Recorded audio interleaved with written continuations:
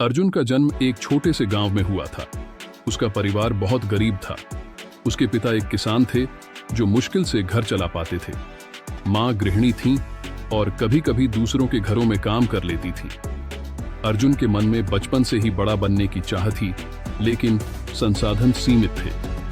अर्जुन जब छोटा था तब उसने देखा कि उसके पिता कैसे हर दिन खेतों में मेहनत करते हैं और फिर भी उनकी आर्थिक स्थिति नहीं सुधरती।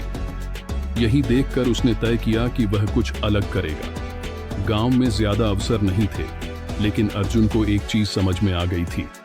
अगर वह अपनी हालत बदलना चाहता है तो उसे खुद ही कुछ करना होगा। वह स्कूल के बाद खाली समय में छोटे मोटे काम करने लगा।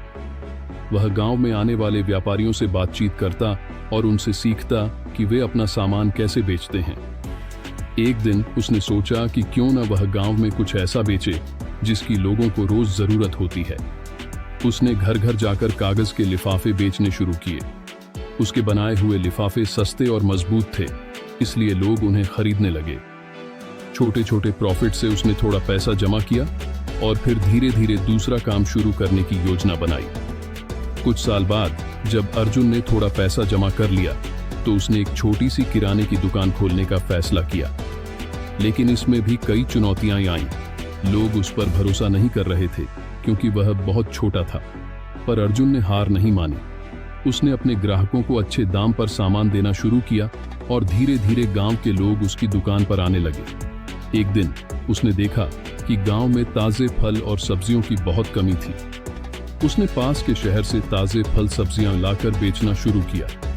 यह एक नया विचार था और इससे उसकी बिक्री तेजी से बढ़ने लगी। जैसे जैसे अर्जुन का बिजनेस बढ़ता गया, उसने एक और बड़ा कदम उठाने की योजना बनाई।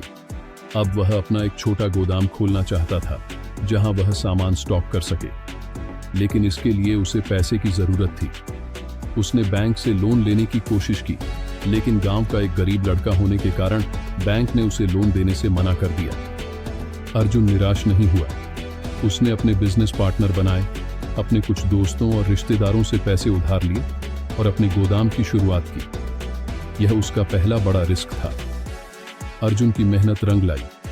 उसका बिजनेस बढ़ने लगा और अब वह सिर्फ गांव में ही नहीं बल्कि आसपास के शहरों में भी सामान सप्लाई करने लगा।